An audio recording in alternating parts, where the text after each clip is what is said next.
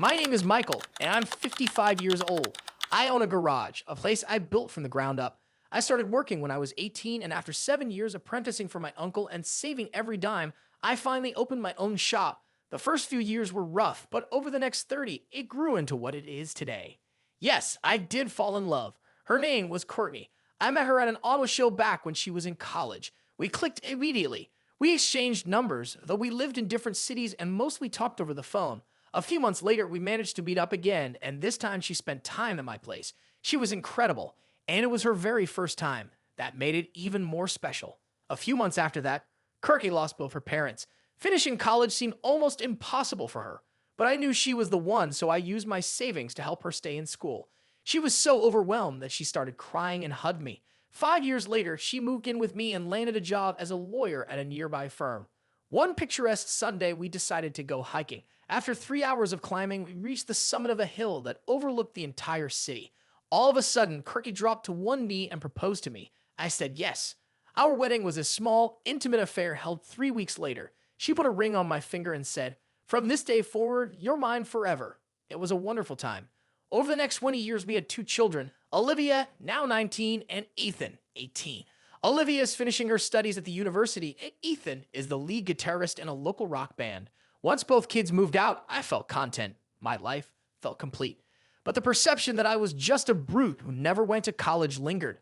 I never cared about that. Courtney, on the other hand, began to change. After 20 years of marriage, I knew every nuance about her, how she acted, how she thought, and how she lied. It started about a year ago when she switched jobs to work at a flashy new law firm. It paid more and had a lot of glam attached to it. Her new boss, Brandon, was a high-powered attorney I never liked, but I never imagined I'd have to confront him. For about 3 months, I noticed Courtney was spending way too many late nights at the office. Finally, I called her out on it. I'm usually polite, but not that day. She'd never seen that side of me. After 20 minutes of intense questioning, she broke down and admitted she'd been sleeping with Brandon.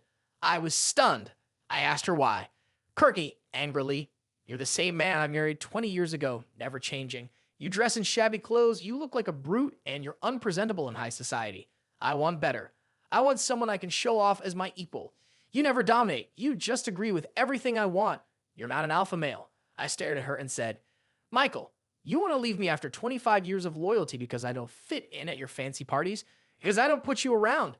Didn't I support you through law school and send both our kids to college?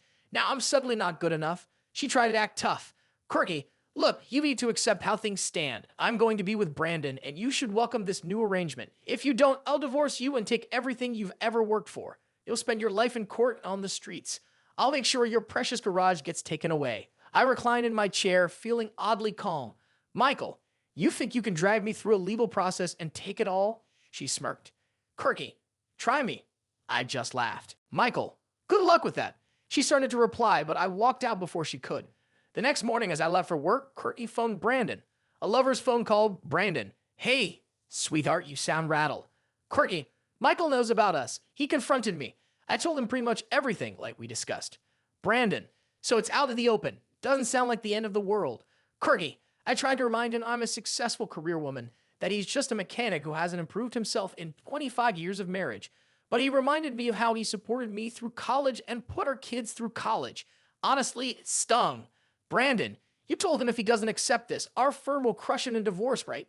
Courtney, "Yes, I did, but he didn't care. He kept saying he couldn't believe I tossed him aside after his loyalty. That part hurt me." "Brandon, you told me I swept you off your feet. Didn't you say you'd never had sex like this?" Courtney, "I did. He was always gentle. You're so different. Demanding, dominating. But I still don't want to lose him as a friend. This is complicated."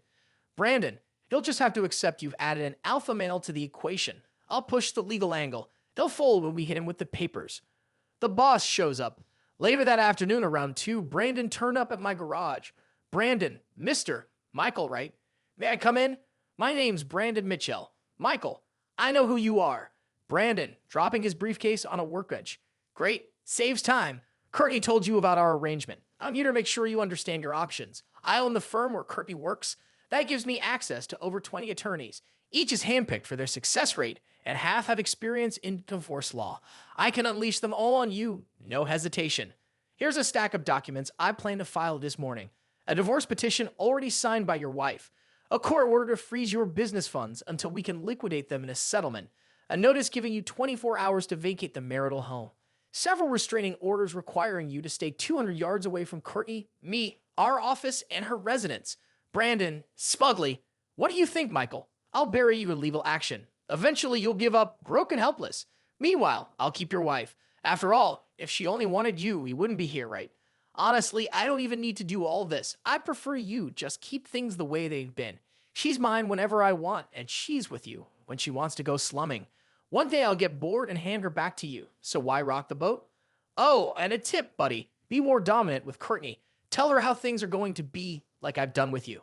He finished talking, sounding extremely pleased with himself. I just sighed. Michael, interesting, you say. You're an alpha male. Mind if I show you what that phrase really means? I stepped forward and drove my right fist into Brandon's face.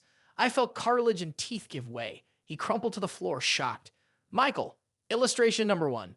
Before he could react, I lifted him and landed an uppercut to his diaphragm. He collapsed again, gasping for air. Michael, illustration number 2. He tried to roll away, but I stomped on his outstretched hand, snapping the wrist and several bones. Michael, illustration number 3, and a boot to the chest. Call that number 4. Michael, quietly, you see, Brandon, alpha male comes from wolf packs. The alpha is the one willing to kill without hesitation. He's the most vicious, not necessarily the largest or smartest. You, my friend, are neither big nor cruel. You're just pompous.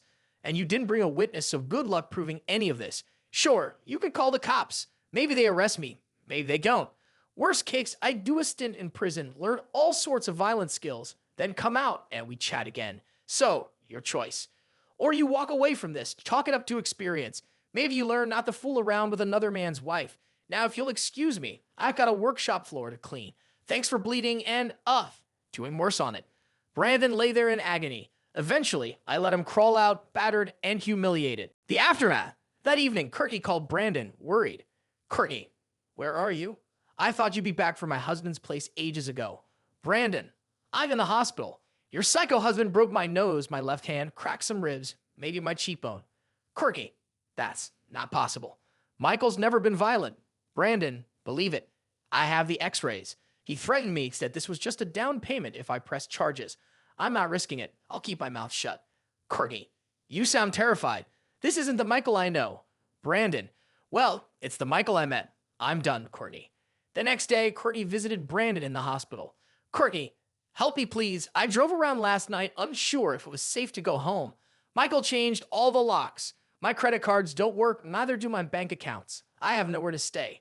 Maybe I can stay with you.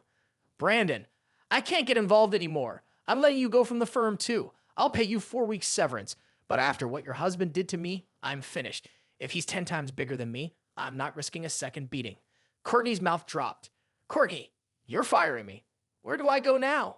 No job, no money, and my own husband has locked me out. You promised to stand by me. Brandon, that was before he nearly killed me. I'm sorry, Courtney. Furious, she spat. Courtney, you called yourself an alpha male, and look at you now, shaking in your hospital bed. I can't believe I thought you were an upgrade from Michael. Later that day, Courtney ended up stranded on a roadside when her car ran out of gas. She tried calling Olivia and Ethan for help, but they never responded. She had no money for a tow truck or for fuel. Suddenly, a familiar van pulled up. It was me. Michael, pulling over. Need a lift? Courtney, sizing me up. Michael, please. I'm sorry. I told her to get in. I explained that she would receive divorce papers soon, listing irreconcilable differences as the cause, so she could save face. There would be no alimony, no share in my business. Everything she owned was hers to keep, but she had to return all the jewelry I'd bought her. Once the divorce was final, she would leave town. If our kids wanted to see her, they could do so without me around. Michael, tomorrow at 10 a.m., your things will be packed outside my house. If they're not gone by 11, they'll be burned. Courtney, when can I get the papers? Michael, 5 days. Have them on my desk. She nodded like a ghost. I told her to get out of my van, then I drove off. The next morning by 10:30, she picked up her belongings. 5 days later, she handed over the divorce paperwork as agreed. A few months after that, I was officially a free man. I regret that my marriage failed, and I regret Courtney never grasped the value of loyalty, or that I could have adapted to be more presentable if she'd only talked to me, rather than threatening me. But the moment she tried to bully me with legal consequences, that was my point of no return. I'll go on living. Maybe I'll die alone someday. After all, apex predators often do. But for now, I'm content to run my garage, do as I please, and keep to myself. And if you've read this far, please consider subscribing to support the channel. It would be a huge help.